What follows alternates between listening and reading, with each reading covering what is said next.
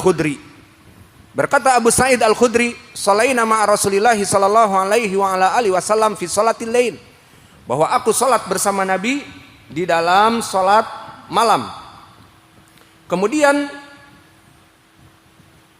Nabi Muhammad sallallahu alaihi wasallam, kata Abu Sa'id Al-Khudri, bertakbir, a'udzu billahi, bertakbir Allahu akbar. Kemudian kata Abu Sa'id Al-Khudri, yaskutu qalilan, maknanya membaca al-istiftah. Kemudian setelah itu didengarkan oleh Abu Sa'id Al-Khudri, a'udzu billahi minasyaitonir rajim min hamzihi wa nafthihi wa nafthihi. Dan diriwayat, a'udzu billahi samiil alim minasyaitonir rajim min hamzihi wa nafthihi wa nafthihi. Thumma yaqra bi Fatihatil kitab. Kemudian berkata Abu Sa'id, kemudian Nabi setelah itu membaca Fatihatul kitab. Maka di sini dari lafaz Abu Sa'id Al-Khudri ini mendapatkan kita pendalilan tentang permasalahan lafaz tambahan al-isti'adah. Yang mana lafaz ini tambahannya, kalau yang asal tadi a'udzu billahi minasyaitonir rajim, di sini ditambah a'udzu billahi dengan sifat Allah, a'udzu billahi samiil alim, ditambah dengan dua sifat, as-sami' maha mendengar, wal alim maha mengetahui. A'udzu billahi samiil alim minasyaitonir rajim, dari syaitan ar-rajim. Kemudian ditambah min hamzihi wa nafthihi wa nafthihi, min hamzihi wa nafthihi wa nafthihi. Yang mana hamzihi wa nafthihi wa nafthihi semua sifat-sifat syaitan yang buruk. Maka hadis ini barakallahu fikum, hadis yang sahih, datang dari Abi Sa'idin Al-Khudri dan telah disahihkan oleh Syekh kami Muqbil Al-Wadi'i rahimahullah dan oleh Al-Albani rahimahumullah. Maka bisa ditambahkan bagi ikhwah yang ingin beristiadah untuk menambahkannya. Kesimpulannya barakallahu fikum dari permasalahan al-istiadah, disunahkan juga dibaca di dalam sholat. Maka di sini dianjurkan kepada imam untuk mengajarkan istiadah, paling sedikit melaksanakan sunnah tersebut. Maka kami di Ma'had Muqbil Al-Wadi'i, saya menjadi imam, maka kadang-kadang kita keraskan sedikit, a'udzu billahi minasyaitonir rajim min hamzihi wa nafthihi wa nafthihi, untuk sekedar mengingatkan bahwa itu juga dari sunnah. Dan kadang-kadang kebanyakan kita tinggalkan.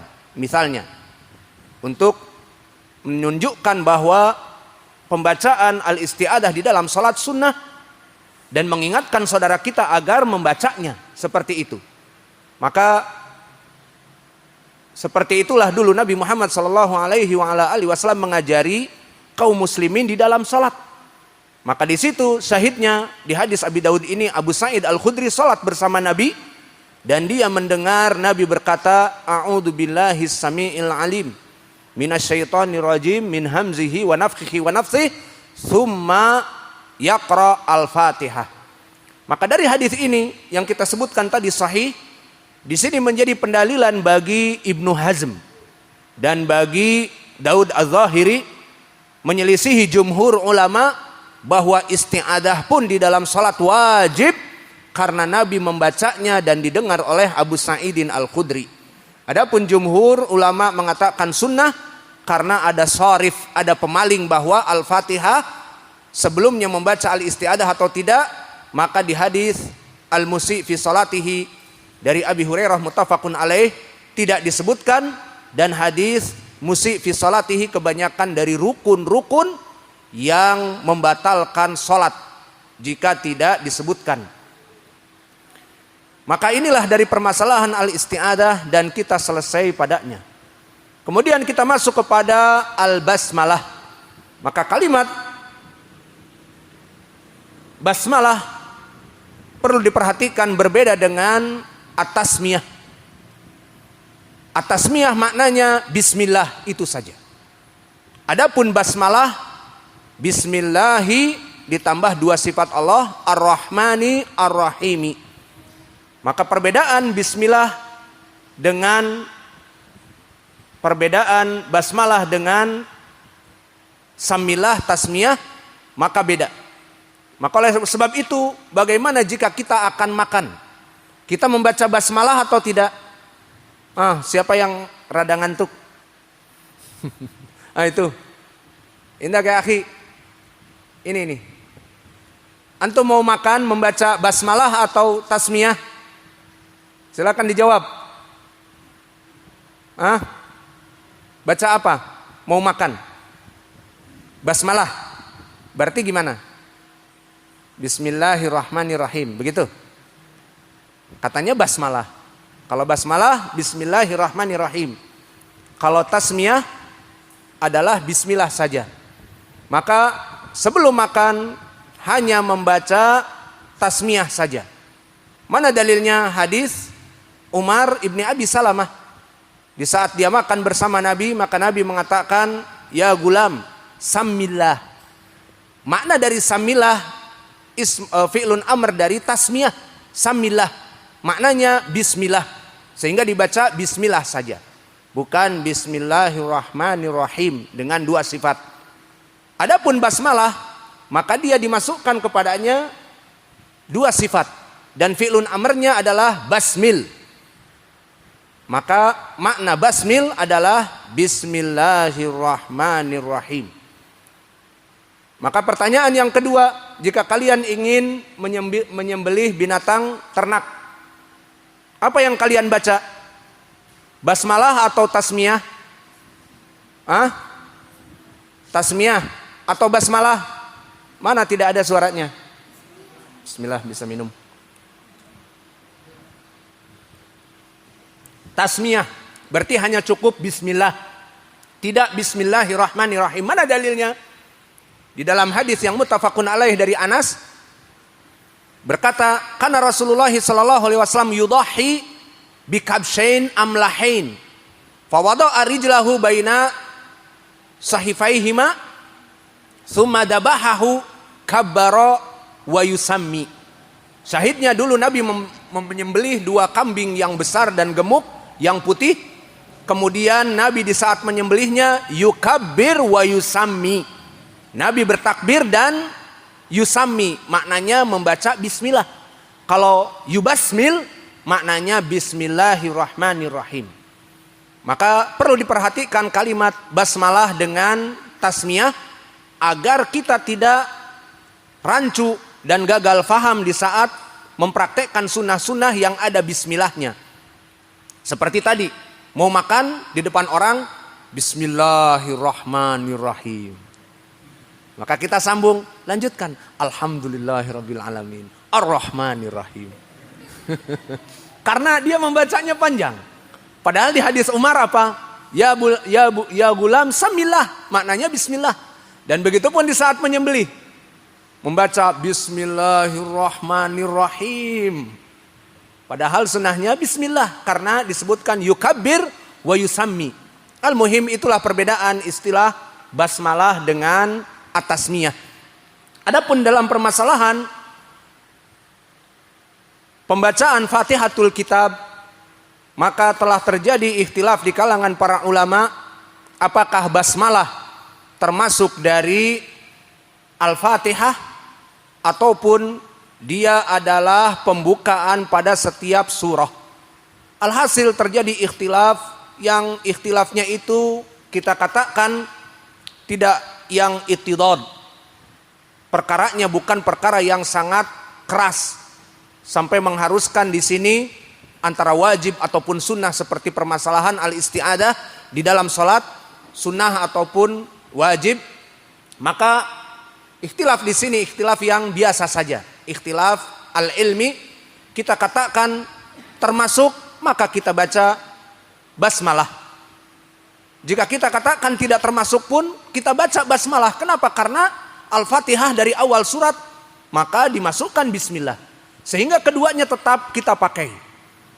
Maka ucapan basmalah barakallahu fikum, bismillahirrahmanirrahim. Siapa yang bisa mengi'rab bismillahirrahmanirrahim? Ahlus sunnah harus pandai mengi'rab meskipun bismillahirrahmanirrahim. Karena di sana kelompok-kelompok as-sufiyah ataupun yang sangat ihtimam kepada i'rab lugatil arabiyah, maka kebanyakan mereka mengejek dari ahlu sunnah yang sahibul manhaj, yang sangat keras manhajnya dan ngomongnya hanya manhaj, akidah. Kebanyakan diejek. Diamlah dikit-dikit bid'ah. Coba i'rab bismillah. Bismillahirrahmanirrahim. Bisa enggak? Seperti itu ejekan mereka. Maka kita ahlu sunnah, agama yang hak, al-firqah an-najiyah atau ta'ifah al-mansurah, kita lebih berhak untuk mempelajari ilmu yang ada. Maka i'rab bismillahirrahmanirrahim, apa i'rabnya? Ba harfu jar wa bimakna al-isti'anah, meminta bantuan. Maka bismillahirrahmanirrahim, bismillah lafdzul jalalah Allah, majrur di sini karena ba harfu jar bimakna al-isti'adah. Maknanya aku meminta kepada Allah. Itu maknanya. Bismillahi ar-Rahmani ar-Rahimi. Dan ar-Rahmani sifat dari lafdzul jalalah Allah. Dan ar-Rahimi sifat juga dari lafdzul jalalah Allah. Maka sifat mengikuti yang disifatkan. As-sifah yatba al-mausuf. Mengikuti lafdzul jalalah Allah yang majrur dengan ba. Maka di sini ar-Rahmani majrur dan juga ar-Rahimi majrur dikarenakan tabi', mengikuti. Maka setelah kita selesai dari permasalahan bismillah dan permasalahan bismillah ataupun al-basmalah ini barakallahu fikum, maka dia di dalam salat, di saat imam dalam keadaan jahar seperti ma'ruf, disirkan. Maka di saat imam menjadi imam maghrib, salat maghrib ataupun isya ataupun fajar, di saat akan membaca al-fatihah, maka disirkan lebih baik sesuai dengan hadis yang muttafaqun alaih dari Anas ibnu Malik. Berkata Anas ibnu Malik, "Shalaitu khalfa Rasulillah sallallahu alaihi wa ala alihi wasallam wa khalfa Abi Bakrin wa Umar wa Utsman. Kulluhum la yaqra'u al-basmalah wa yabda'u bil hamd." Yang maknanya, berkata Anas ibnu Malik, aku salat di belakang Nabi, meninggal Nabi salat di belakang Abi Bakar, meninggal Abi Bakar salat di belakang Umar ibn al-Khattab, meninggal Umar salat di belakang Utsman. Maka Anas ibnu Malik usianya panjang. Dari doa Nabi, Allahumma tawil umrahu wa katsir amwalah. Hadis yang diriwayatkan oleh Imam Muslim dari ibunya Anas, Ummu Sulaim. Maka akhirnya Anas mempersaksikan bagaimana dia salat di belakang Nabi dan para khulafa ar-rasyidin al-mahdiyin. Yang menjadi poin, dulu tidak menjaharkan basmalah, tetapi dimulai dengan jahar alhamdulillah. Dan di sini we have a big question, pertanyaan yang besar. Apakah harus seperti itu? Dan apakah hukumnya jika kita menjaharkan basmalah bid'ah ataupun bukan dari sunnah? Silahkan dijawab biar bisa minum.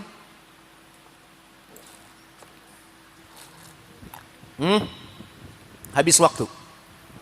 Mana jawabannya? Jawabannya barakallahu fikum, hukumnya sunnah. Barang siapa yang membacanya pun tidak masuk kepada bid'ah. Dan bukan hukumnya wajib sehingga yang menjaharkan basmalah menjadi haram. Awas, dalam perkara seperti ini perlu dipahami tentang fikih ini, bahwa hukumnya adalah sunnah. Sehingga jika ada seseorang yang membacanya dengan basmalah jahar, Tidak perlu kita untuk taghirul mungkar seakan-akan haram. Dan begitu pun kita.